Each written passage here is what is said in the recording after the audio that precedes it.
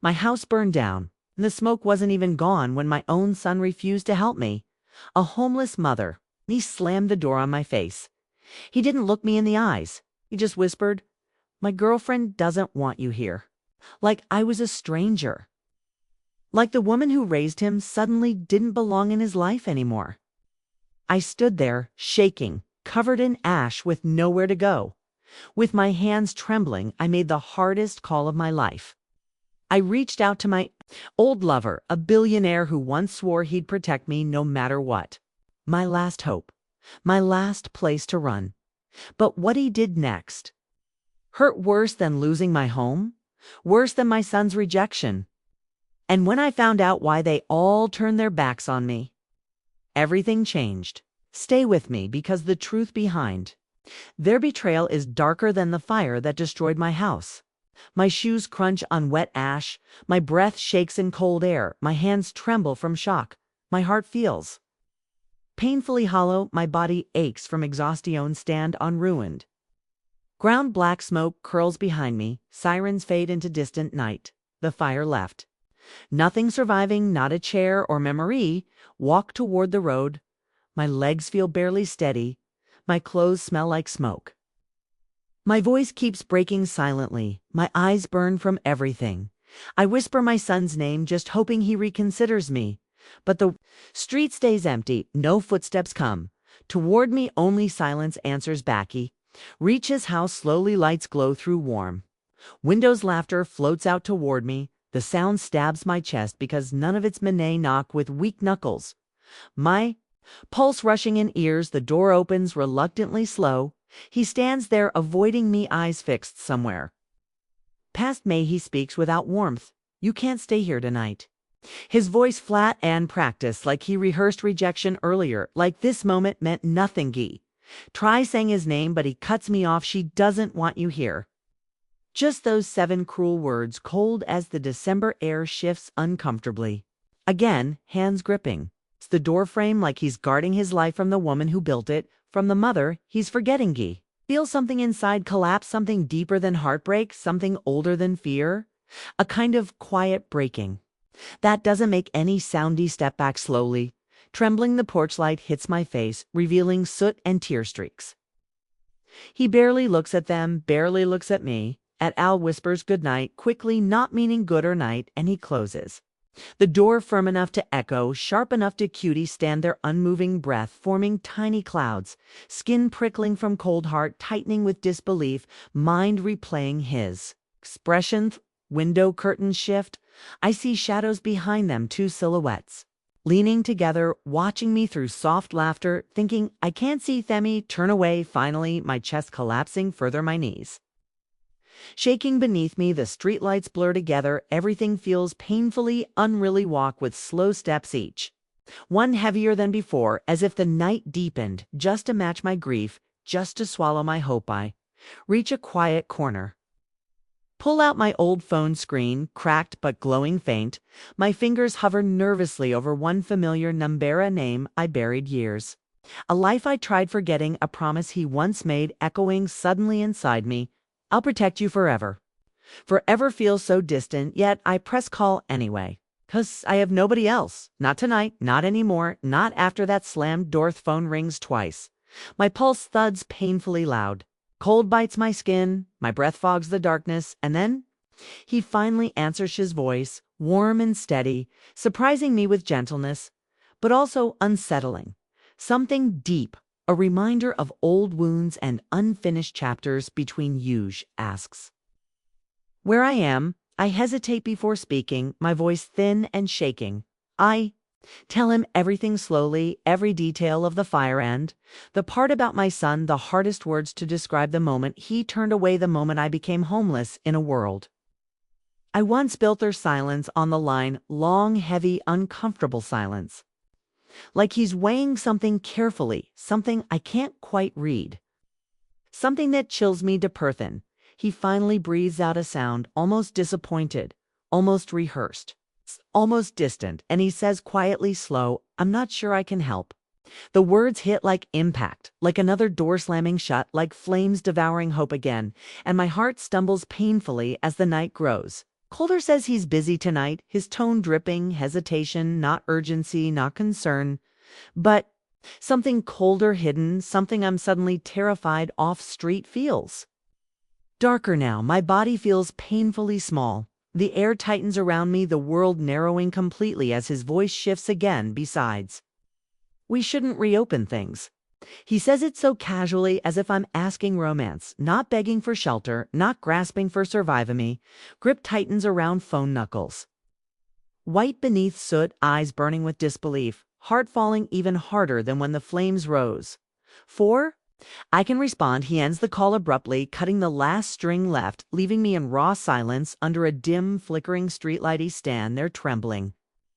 Alone, the cold biting my cheeks, tears mixing with soot lines, hope draining painfully slow, and fear rising like smoke bet. Then something shifts inside, a small, sharp, burning spark. Not fear, not heartbreak, but something stronger, forming, something waiting to rise. And that's when I hear it. A car door slamming nearby. A car door slams loudly, the sound echoes toward me, cutting through freezing silence, pulling my attention. Instantly making my breath catch, hearty turns, slowly confused, a black sedan sits idling, headlights slicing through darkness, white smoke curling. Upward engine humming low, and tensely a tall figure steps out, boots crunching on brittle frost. Their shadow stretches toward me, long distorted under streetlights, sending a chill deeper. Inside, take one careful breath, my pulse hammering painfully. Fast, my fingers trembling uncontrollably now, my throat tightening with fear. Because I recognize that walk, it's my son's silhouette, but not the son before, not the boy I raised, not the child once gentle. This version feels unfamiliar. Cold stops. A few feet, hands shoved deep in pockets, jaw clenched in hard frustration, eyes avoiding mine again, like looking at me hurt, says nothing at first. Just lets silence hover heavy like snow about to fall, like something unsaid building, waiting to crack. "Oh, Penny," whisper his name softly, my voice breaking completely raw, the sound barely leaving me, yet it slices between us, sharper than his earlier. Word shifts uncomfortably again, eyes flicking toward his house, toward the warm, glowing windows, where she still watches him, making sure I stay away. He finally speaks quietly, tone colder than the night. "She thinks you'll cause problems." Each word lands like stone-heavy, deliberate, painfully, dismissive, swallow down heartbreak, my breath shaking violently again, my hands clenching instinctively tight, because I realize something cruel. He's not defending me anymore, as protecting her, instead protecting her comfort completely, even if it destroys me, even if it humiliates me, even if it leaves me home. I said, step forward weakly. It's just wanting understanding once, just needing compassion briefly, just hoping he remembers the mother who raised him. But he steps backward quick, like contact would burn him, like I'm contaminated, damaged, like tragedy makes me inconvenient, like my suffering embarrasses him. Something deep inside cracks, not loudly, not dramatically, but quietly and sharp. Pieces falling somewhere inside ribs, where trust once lived. Warmy whispered, trembling questions, why I'm not allowed inside. Why he can't offer shelter, why he's choosing her suddenly over the woman who birthed him. His jaw tightens harder. He avoids my eyes again, mutters something almost rehearsed. I have my own life. Words that sting like betrayed. Wind hits us sharply, lifting soot from my clothes, cold slicing through fabric, cutting across aching skin, reminding me I'm exposed. Hooray nods slowly, defeated, because begging changes nothing, because pain solves nothing, because he's already chosen sides, and I'm standing outside alone. But then he steps closer, not to comfort me, though, not to apologize gently, but to whisper something worse, something that steals my breath. "Don't make this harder, Mom," said, like I'm a burden, like I'm causing inconvenience. Like homelessness is a choice, not the ruins behind many heart stumbles. Violently, my eyes sting, burning hot, my throat tightens painfully hard. My chest feels bruised, hollow, like something essential call up singing, turn away shaking, unable to breathe steadily, unable to stand firmly, unable to hold tears as his words free play mercilessly, walk past his car, past the warm glowing homes, past laughter spilling outward, none of it belonging. Here, none of it mine anymore behind me. He watches, I feel his hesitation. Briefly, not enough to stop me, not enough to help me, not enough to love meth. Night swallows everything, the cold deepens. Brutally, my footsteps slow, painfully, my breath fogs. Heavier my hope, thins dangerously close a reach, another corner.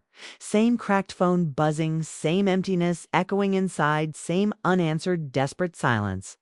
Until I hear footsteps approaching, heavy, deliberate, steady footsteps coming closer behind.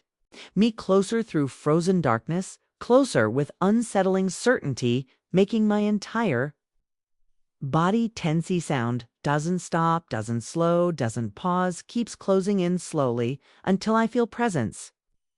Standing just feet behind me, entire chest tightens. Fear rising in sharp waves, my breath catches violently, my pulse slams. Painfully hard as I turn around slowly and see someone I never expected standing there waiting under the flickering streetlight with an expression unreadable. The car door slams once, loud enough to slice through the night, loud enough to still my breath, loud enough to make my heart jump, because for the first time tonight someone is coming toward me. I don't turn immediately. I'm too frozen. From the cold, from rejection, from fear, from the echo of two men closing two different doors in my face. Footsteps crunch on gravel, slow, deliberate, unhurried, not threatening but not comforting either. I wipe my cheeks quickly, trying to erase the evidence of everything breaking inside me. Ma'am. The voice is unfamiliar, deep, calm, carefully measured, like he doesn't want to startle me but also doesn't want to get too close. I finally turn. A man stands beneath the streetlight, tall, bundled in a dark coat, his face half shadowed, his expression unreadable but his eyes sharp, like he sees everything I'm trying to hide. He glances at my soot-covered clothes, my shaking fingers, the cracked phone screen, and his brows pull together. Not in pity, but in recognition. As if he already knows something. As if he's been waiting for this moment. Are you all right? He asks quietly. I try to speak, but nothing comes out, only a thin breath and a tremor in my voice betraying everything. He steps closer, just enough for me to see him clearly. There's a badge clipped to his belt. Not police. Not fire department. Not anything I immediately recognize. It's embossed with an insignia I don't understand. You shouldn't be out here alone, he says. I swallow. Hard, unsure why my instincts tighten, why his presence doesn't feel random. Why? Something about him feels too familiar, even though I've never seen him before. What happened to you tonight? He asks. The question is gentle, but it feels like he's not asking casually. It feels like he already knows at least most of it. I open my mouth, ready to explain the fire, my son, the rejection, the billionaire's cold dismissal, but something inside me hesitates. Before I can answer, his phone buzzes. He glances at the screen and something shifts in his expression. Something sharp, something alert, something that wasn't there a second ago. He turns the phone just slightly, just enough that I accidentally catch a glimpse of the contact name. Director H. Director? Of what? He doesn't take the call. Instead, he silences it, slips the phone back into his coat, and fixes his gaze on me again, more intense than before. Your name, he says softly. It's you, isn't it? My blood runs cold. I never told him my name. I haven't said a single word. Not since he walked toward me. Not since the car door slammed. Not since the world collapsed around me. My voice finally cracks free. How? How do you know who I am? He exhales slowly, like a man carrying a decision he didn't want to make tonight because, he says quietly, your old lover should have protected you. Strange sadness edges his voice. And the fact that he didn't means something's very wrong. My heart stutters painfully. Wrong, I whisper. What do you mean? He steps even closer, his voice dropping low, like he's afraid someone might hear. He shouldn't have hung up on you. His jaw tightens. Not after everything he promised. He looks away for a second, as if weighing whether to say more. Then, and not with what's coming next. The street feels colder. The darkness heavier. My pulse quickens. My lungs tighten. What's coming? I whisper. He meets my eyes, his expression firm, unreadable, terrifyingly calm. Get in the car, he says. I'll explain on the way. My breath catches. On the way, where? He hesitates only a fraction of a second, but enough to send a shiver straight down my spine. To safety, he says. Before they get to you first. The wind stills. The street goes quiet. The air grows heavy. Who is they? And why were they looking for me? The wind shifts soft but sharp, like the night itself is listening, waiting, holding its breath with me. The word barely escapes my lips, thin, frightened, fragile like it might. Shatter in the air, he doesn't answer immediately. Instead, he looks over his shoulder, scanning the quiet road, the dim streetlights, the dark shapes of houses as if expecting. Movement as if expecting someone. Please, he says. His voice, low, urgent, controlled. We don't have time. I step back. Instinctively, fear threading through my ribs because strangers don't talk like this in empty streets. After fires, after heartbreak, after everything that should have ended me but somehow didn't. I'm not getting in your car. I whisper. He nods once as if he expected that. Then let's talk here, he says. But keep your eyes on the road. If any black SUVs appear, we run. The words ice through my veins. I swallow. Tell me what's going on. He studies me the way someone examines a wound before deciding if it can be saved. The man you called, he begins slowly. Your old lover. He's not just a billionaire. My throat tightens painfully. I know what he is, I say quietly. A liar. A coward. Someone who he cuts in sharply. No, you don't know. Not the real version. My pulse kicks hard. A cold sweat gathers along my spine. Then tell me, I whisper. He exhales long, steady, as if this story is heavy and dangerous and forbidden. The director, he says. Touching the badge at his belt is the man he's been answering to for the last 7 years. I blink. Answering to. He doesn't work for anyone. He owns companies. He nods, but not his freedom. My breath stalls. He's been under government supervision. The man continues. Since the night he disappeared from your life. My heart lurches violently. Disappeared. My voice cracks. He left me. That's all. No, he says quietly with a heaviness that chills me. He didn't leave you a pause. He was removed. Time stops. Sound disappears. My breath wavers. What? What are you saying? My voice trembles. He steps closer, eyes filled with something complicated, like regret, like pity, like warning. He got involved in something he never should have touched, the man says. Something illegal. Something dangerous. Something the director covered up on one condition. My hands shake. What condition? His voice drops to a whisper. That he cut ties with everyone who could be used against him. Another pause. Including you. My stomach drops a freefall, a collapse, a punch of realization that knocks the air from my lungs. So he didn't fall out of love. I whisper, barely audible. He loved you too much, the man says softly. That was the problem. My knees weaken. He didn't answer your call tonight because he stopped caring. The man continues. He didn't answer because he knows the director is watching every move he makes. My voice breaks.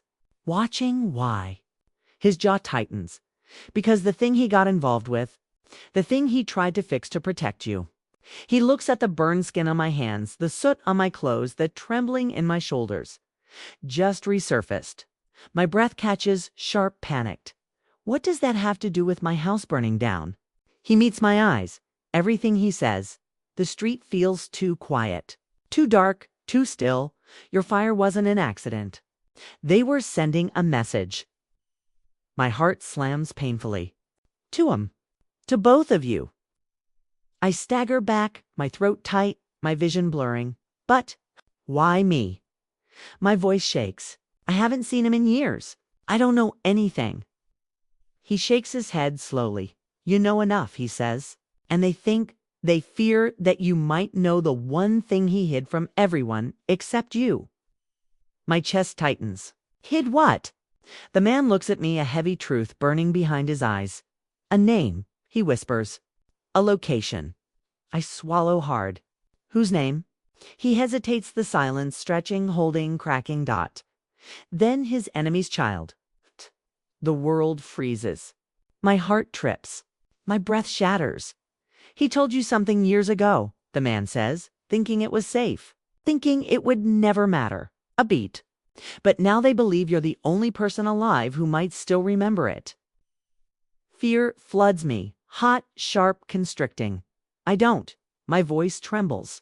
I don't remember anything. He takes a small step closer. They don't know that, he whispers. And they're already coming. A distant engine hums, barely audible but unmistakable. He hears it too. His face hardens instantly. That's why I told you, you have to get in the car. The hum grows louder, closer, heavier. My heartbeat thunders, my breath shortens.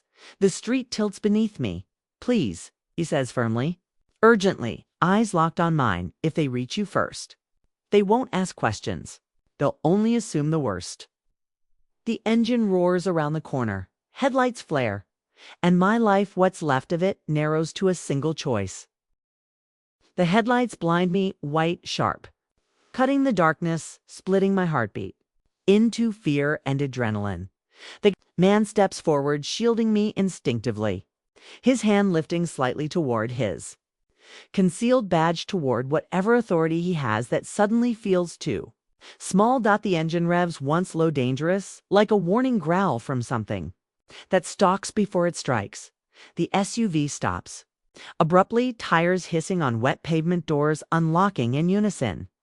One by one, clicks slicing the silence. My breath trembles violently. My legs almost give out. Because I finally understand. This isn't random, isn't coincidence, isn't bad timing. They came for me. The man leans toward. Me, voice tight, barely controlled. I need you to listen. The director isn't your enemy. The man you loved is. My heart jolts, a sharp, painful, disbelieving crack. What are you talking about? His gaze hardens, like he's telling a truth that costs him to say he didn't get involved with dangerous people. The man whispers. He created them. The words punch the air right out of my lungs. He wasn't trapped. The man continues urgently. He wasn't forced. He steps closer, softening his voice. He was the one running the operation. My hands shake uncontrollably. My chest tightens. My breath goes thin. But he told me, he promised. He lied. He says he built an empire off of crimes he hid behind charities and tech companies and a clean public image. My heartbeat stumbles. The director, he continues, tried to stop him. Tried to expose him. But your lover, he swallows hard. He vanished everything. Every file. Every witness. Every loose thread. My throat closes. Then what does that have to do with me? He looks at me with a heaviness that tells me the truth is about to break me open. Because the night he disappeared 7 years ago, you were with him.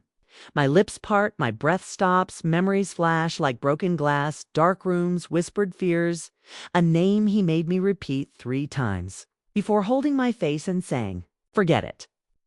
The man sees recognition hit my eyes and his expression tightens. You didn't remember it, he says gently, until now. My knees weaken. My voice barely forms. The name? I remember the name. So do they, he says. And that's why they're here. The SUV doors swing open for figures. Step out, all in black, all moving with precision. All walking toward us. My pulse explodes, my breath fractures. My fear spikes so violently, I feel it in my teeth. I can't let them take you, he says urgently. You're the only witness who can destroy him. Destroy him, I choke out. The man I loved. The man who ordered the fire that burned your home, he whispers. To flush you out, to control you, to terrify you back into silence. My legs nearly collapse. He's obsessed with you, the man says quietly. You were the only part of his life he never controlled. He wants the name you know so he can get rid of the last person who can expose him. My stomach twists. He wants me dead.